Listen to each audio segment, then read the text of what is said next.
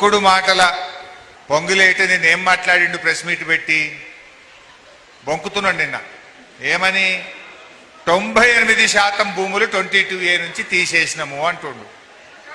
మరి 98% తీసేస్తే ఇన్ని వందల మంది ఇన్ని కాలనీల ప్రెసిడెంట్లు మా భూములు 22Aలో పెట్టారని ఇక్కడికి ఎందుకు వచ్చారు అని నేను అడుగుతా ఉన్నా. అంటే పెట్టుడు నీ వంతు, దరఖాస్తులు పెట్టి ఆఫీసుల చుట్టూ తిరుగుడు ప్రజల వంత. తప్పు చేసింది నువ్వు, చేసిన తప్పును నువ్వే సవరించాలి. ప్రజలెందుకు ఆన్లైన్లో దరఖాస్తులు పెట్టాలి? ప్రజలకెందుకు శిక్ష? ప్రజలెందుకు ఆఫీసుల చుట్టూ తిరగాలి అని నేను అడుగుతా ఉన్నా. ఇలా ఒక భూమి రెండు భూములు కాదు, లక్షలాది మంది ప్రజల ఆస్తులను రాత్రికి రాత్రి నిషేధిత జాబితాలో పెట్టి ఇలా కంటి నిండా నిద్ర లేకుండా చేసినారు. ఇవాళ ఎంతమంది మాట్లాడినారు? చాలా మంది, తమ్ముడు విజయ్ గాని, చంద్రశేఖర్ గాని, శ్రీనివాస్ గాని, వరప్రసాద్ గాని, బాలరాజు, రుక్మిణి, సతీష్ రెడ్డి, అరుణ, రవి, అదేవిధంగా నరసింహరావు గారు, సిద్ధిరాములు గారు, ఇట్లా చాలా మంది మాట్లాడారు. వివిధ కాలనీలకు చెందినటువంటి వాళ్ళు. మా కాలనీ 22Aలో పెట్టినారు, మా కాలనీ మొత్తం 22Aలో పెట్టినారు. ఆయన విజయ్ అయితే చెప్తా ఉండే, ఏది పద్మారావు నగర్ ఫేజ్ 1 కాలనీ 58 సంవత్సరాల కింద లేఅవుట్ అయిందన్నా. నేను సెకండ్ పర్చేజర్ను, ఇప్పుడు తీసుకుపోయి దాన్ని 22Aలో పెట్టుడు ఇదేమి పిచ్చితనం, ఇదేం తుగ్లక్ చర్య అని చెప్పి పద్మారావు నగర్ చెందిన విజయ్ చెప్తా ఉన్నాడు. అట్లనే చంద్రశేఖర్ స్ప్రింగ్ ఫీల్డ్ కాలనీ కానీ, అదేవిధంగా నిజాంపేటకు సంబంధించి 1950లో మా ఈ పట్టా భూములు దాన్ని తీసుకుపోయి ఇప్పుడు 22Aలో పెట్టినారు అని చెప్తా ఉన్నారు. చంద్రశేఖర్ ఇంకో మాట చెప్పిండు. Chandrashekar Mudiraj springfield colony Mahabub నగర్కి చెందిన ఒక కాంగ్రెస్ పార్టీ ఎమ్మెల్యే విల్లాకు 30,000, ప్లాటుకు 30,000 కలెక్ట్ చేస్తున్నాడు.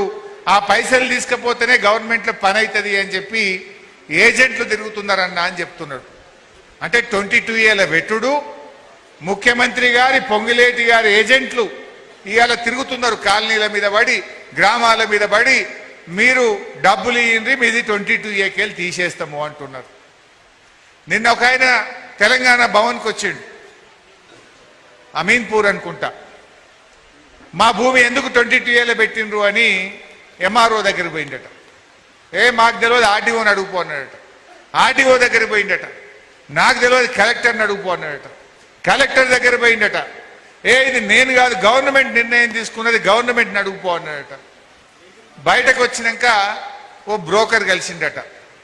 ఇక చూడుబాయి ఒట్టిగా తీసేస్తారా? బర్రె పాలు ఉత్తగిస్తుందా? సొప్పేస్తేనే పాలు ఇస్తుంది, గదేందో చూసుకోపో అంటుండట. అంటే ఈ 22A వెనుక ఉన్న కథ ఏంటంటే కమిషన్లు దొబ్బుడు. ఇలా కేసీఆర్ గారు ముఖ్యమంత్రిగా ఉంటే ప్రజలు కేంద్రంగా కేసీఆర్ గారు పరిపాలన చేసినారు. ప్రజలకు ఏం కావాలి?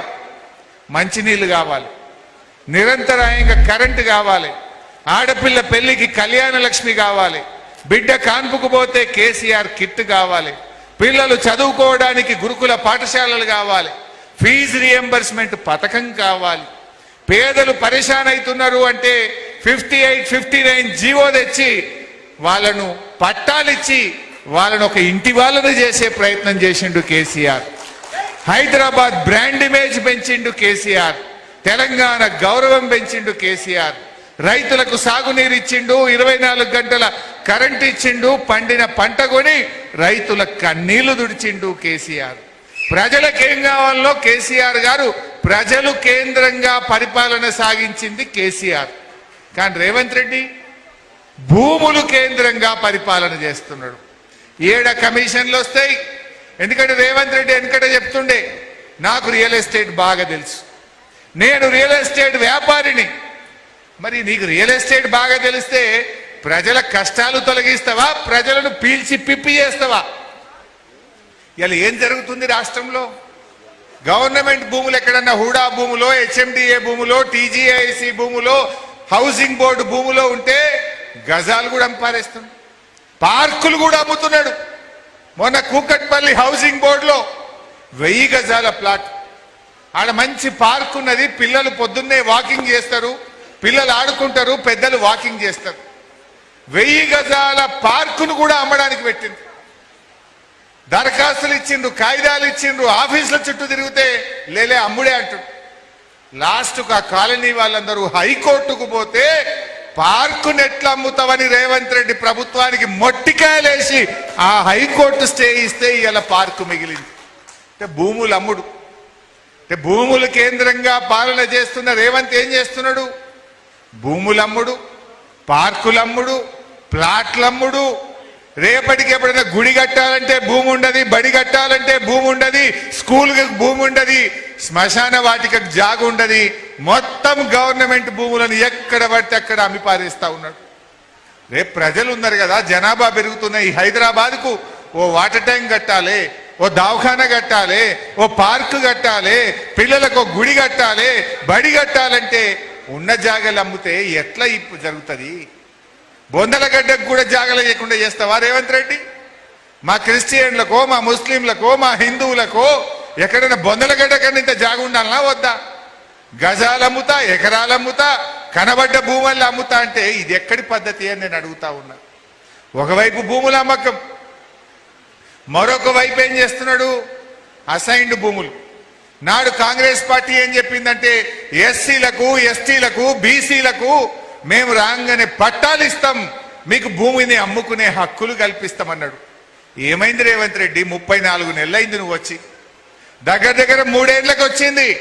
నువ్వు పట్టా ఒక్కలకు కూడా ఇయ్యలే. ఇవాళ 1,00,000 ఎకరాల ఎస్సీ, ఎస్టీ, బీసీల అసైన్డ్ భూములు లాక్కొని వ్యాపారం చేస్తా ఉన్నాడు. టీజీఐసి ద్వారా ఎక్వైర్ చేస్తున్నారు. అడ్డికి పావుషేరుకు పాపం ఆ దళితుల దగ్గర భూములు లాక్కొని ఇవాళ కమిషన్ల పేరిట పెద్ద ఎత్తున కమిషన్లు తీసుకొని బడా బడా పారిశ్రామికవేత్తలకు ఇవాళ భూములు కట్టబెడతా ఉన్నారు. 1,00,000 ఎకరాల ఎస్సీ, ఎస్టీ, బీసీల భూములు లాక్కున్నాడు. గవర్నమెంట్ భూములేమో అమ్మకానికి పెడితివి, ఎస్సీ, ఎస్టీల భూములు గుంజుకొని కమిషన్ల కోసం పారిశ్రామికవేత్తలకు కట్టబెడితివి. ఇక పట్టా భూములు. ప్రజలు ఈ కుత్బుల్లాపూర్లో ఉండే వాళ్ళంతా రెక్కాడితే డొక్కాడని వాళ్ళు, పేద మధ్యతరగతి ప్రజలు, భార్య భర్త ఇద్దరు ఉద్యోగం చేసి చిట్టీలు వేసుకొని రూపాయి జమ చేసుకొని ప్లాట్ కొనుక్కుంటారు. 60 గజాలో, 70 గజాలో, 100 గజాల్లో చిన్న ఇల్లు కట్టుకుంటారు. ఇలా రాత్రికి రాత్రి నిషేధిత జాబితాలు పెడితే ఇది తుగ్లక్ ప్రభుత్వం కాదా? అసలు ఎట్లా పెడతావు? నీకెవడో హక్కు ఇచ్చిండు? ఇప్పుడు రక్షకుడే భక్షకుడైన వేళ అంటారు. ప్రజల ఆస్తులను కాపాడాల్సిన ప్రభుత్వం ఇవాళ ప్రభుత్వమే కంచె చేను మేసిన విధంగా ఆస్తులు కాపాడాల్సిన ప్రభుత్వం ఆ ఆస్తులను లాక్కొని రాత్రికి రాత్రి ప్రజలను ఇలా ఆగం చేస్తున్నది రేవంత్ రెడ్డి ప్రభుత్వం.